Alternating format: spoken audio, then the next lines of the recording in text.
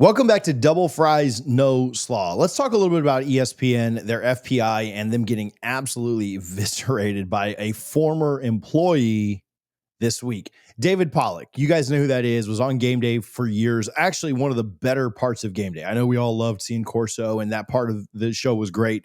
Howard's always been terrible. The host, whether that's Reese or Craig, that's never really moved me one way or the other.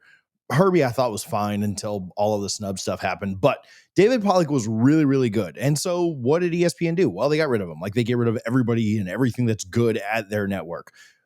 But he was fired from ESPN and has since talked about that being a huge blessing. He does his own show now. We'll show you a clip of that in just a moment.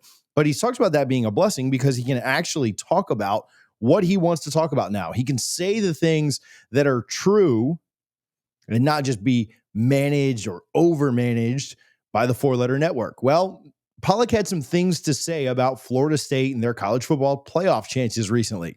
To set the stage for you a little bit, well, something I love that you'll never hear from ESPN is he and his co-host started out basically admitting fault, admitting that they were dead wrong about Florida State. He talked about the teams that they thought in each conference could potentially compete for a playoff spot. Obviously, he talked about Clemson and Miami and Georgia Tech, and then he had fringe teams like Louisville and Virginia Tech, NC State, and he said, hey, we missed on some of these. It doesn't look like NC State or Virginia Tech really have a shot anymore. And there's one team that we left out that we should have given hype to, that we clearly missed the mark on. And to own up to that, obviously, great. I don't even really give him that much grief. We weren't talking about the college football playoff either. Most FSU fans were not, right? We just wanted to get back to some kind of relevance, not necessarily dominance this year. In their conversation, of course, about teams that are squarely in that playoff talk now, Florida State was the first team they mentioned. Here's that clip. Who's the one that I haven't mentioned yet? What did he say? Florida State. We did not mention Florida State. I said Florida State would be the biggest turnaround. Yeah, we talked about them as a league team, but we didn't talk about them as a playoff team.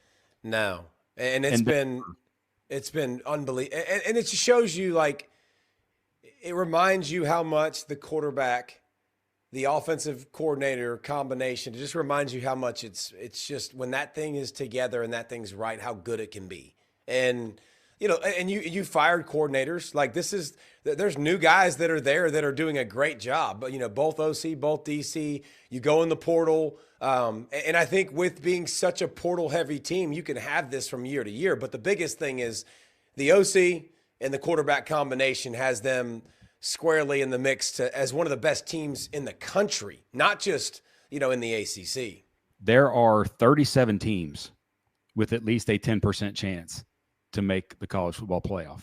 The lowest ranked team that has that, at least on their minds, with the percentage chance, 6% chance to make the college football playoff is Florida State.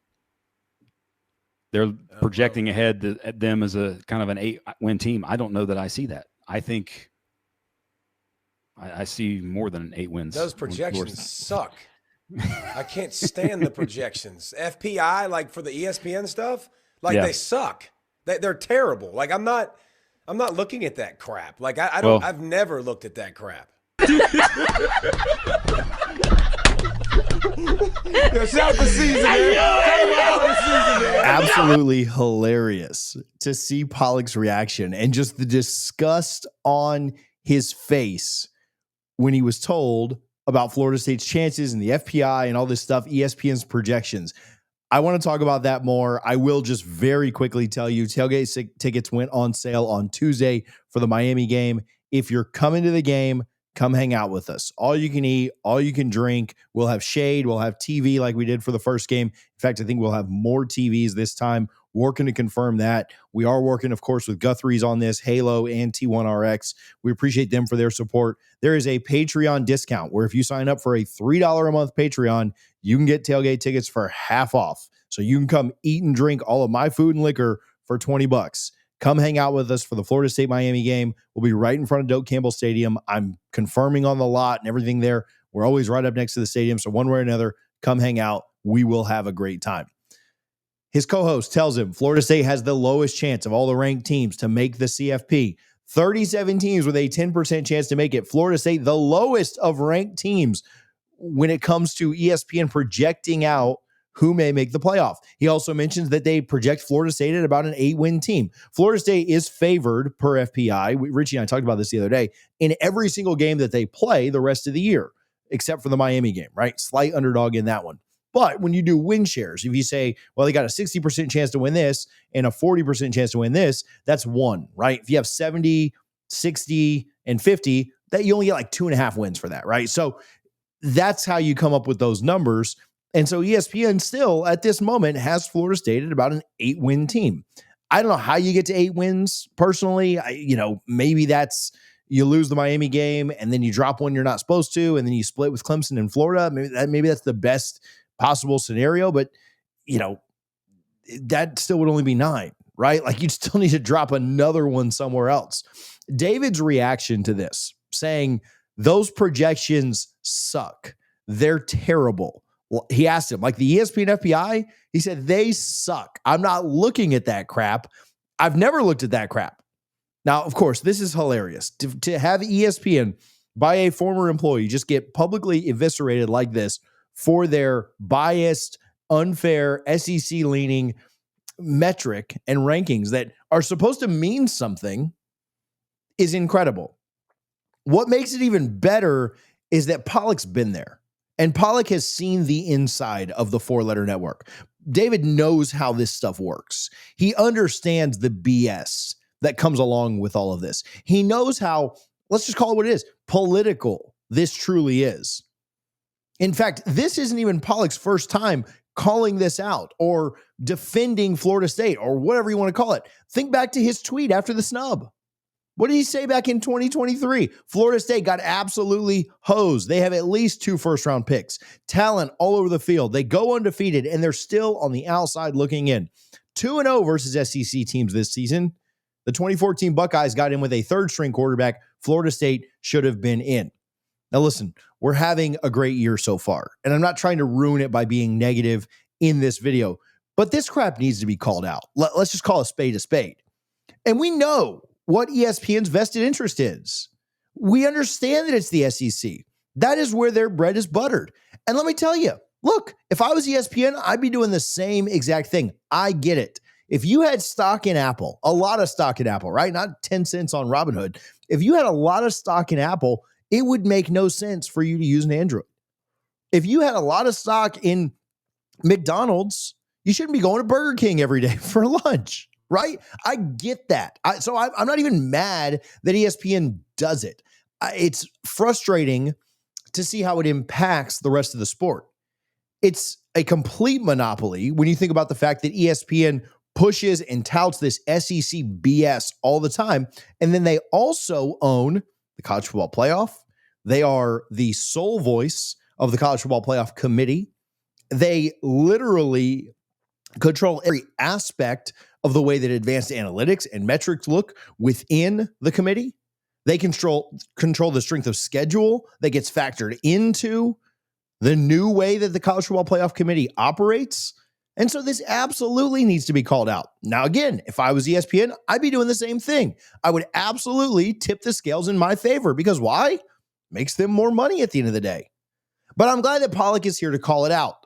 It's lazy and it's bad for the sport. Think about this. FSU's FPI rank is 8 spots higher than UF's.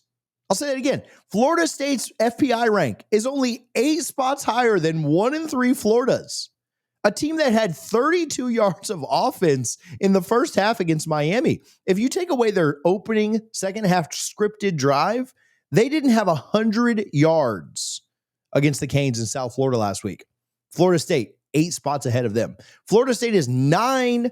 There are 9 SEC teams ahead of Florida State in FPI this year. One of those is Vandy. Another one is Missouri. It's an absolute joke, and Pollack calls it out. So I'm thankful that he has not only the guts to do that, but I'm thankful for who he is in doing it. Listen, I can scream until I'm blue in the face or until my tongue falls out. Some of you may enjoy that. Others of you may not. But for someone who has worked at ESPN to do it, That's the change the sport needs. In fact, I'm shocked that as innovative as Shannon Terry is over at On3, or that some of the folks at CBS are, or Fox are, that they haven't come up with something else to combat this biased advanced analytic metric of FPI that ESPN uses. I'm shocked that On3 or CBS or Fox or someone else that has a big name like that. There's some really good ones. The K Ford rankings on Twitter that you see weekly. There are some really good advanced analytics out there. Pate has his own, right? He does his rankings every week. I would love if somebody would make theirs public to combat what ESPN puts out and the garbage that they weekly put out in this sport. Now, on FSU in general, Pollack is right. And his co-host is right. This doesn't at all look like an 8-win team. And maybe we're wrong. Maybe weeks 1 through 3 for Florida State and the domination that we have seen have been complete flukes. But based on what we've seen so far, I don't know how you come up with some kind of a metric that doesn't evaluate that properly. I'm not telling you that Florida State's going to be in the playoff, though at this moment, they absolutely would be. And at this moment, I think they've got as good of a shot as anybody in the country does, especially when you start to project out and you think about them playing in a very weak ACC. And with 2 of their biggest 3 games left, those teams looking like they're shells in themselves in Clemson and Florida. Are there teams that are maybe better than FSU that play in a tougher conference? Maybe. That's a guessing game for sure. But when you're projecting out over the season and you look at what Florida State has left on the schedule, it's a lot more favorable than what maybe an Oklahoma has or what a Missouri has or what a Vandy has. Shoot, even a Georgia or Bama has. And so I don't know how you project it out and you've got Florida State ranked so lowly here. There's no telling what this season will ultimately be. But if you've watched football for the first 4 weeks of the season and don't think this looks like a playoff team, then you might be watching the wrong channel. A massive hit by Norvell on Tommy Castellanos and Gus Malzahn. Before we go, I do want to shout that out too, because Pollack talked about that. I'm working on a video right now to where I can literally eat some crow about how I was a doubter that either of them had enough juice left in the tank to matter for Florida State. And maybe I was just in a bad mood from 2-10. Maybe I was right, but together they're so much better than they could be on their own. It doesn't matter. Either way, I'm glad that Pollack calls that out and recognizes it because it's a massive credit to Norvell. He hit the absolute jackpot on those 2 and so many other pieces during the offseason too. He mentioned the portal. He mentioned the defensive hires with Tony White being at the center of that. But at this point, we're 25% of the way through the season. And this looks like a playoff team. Will they ultimately be? We'll see. You haven't played an ACC game yet. You've got a massive road game on Friday night against Virginia. You can't think about the rivalry the next week. You can't think about game day or not. You can't think about the playoff. You can't think about the ACC. It's just about beating Virginia, which they absolutely should do. Let's be fair. But at this point of the year, having Florida State with that low of odds, having them behind that many teams, having them just barely nudge. I told you they were 8 spots ahead of Florida. There's 136 teams. That's not very far when you look at how both seasons have gone. I understand the SEC bias. I understand the need to prop up your vested interest, but it seems like a pretty crappy thing to do. And I'm glad that Pollack fired the shots that he did, and hopefully we can bring some more awareness to this because he did that. We will preview the UVA game on Wednesday night. Clay Fink will have a film breakdown coming your way this week, probably on Wednesday as well, so that you can stay on the lookout for those 2 things. Make sure that you are subscribed. I'll quickly give a little bit of love to Sleeper as well. On Wednesday night, we will pick the more or less from Sleeper. Make sure that you do have that app downloaded. Use our code DFNS so that you can get a 100% match up to $100 when you deposit with them. You can win up to 1,000 times your money by playing the more or less game with us. There's a ton of other great content on that app. Check their terms and conditions because terms of use do apply. We appreciate Sleeper for their support. Again, we'll have all that content coming for you this week on the UVA game. Appreciate David Pollack for being willing to call out the BS. Appreciate you guys for tuning in. As always, we'll talk to you soon. Go Noles.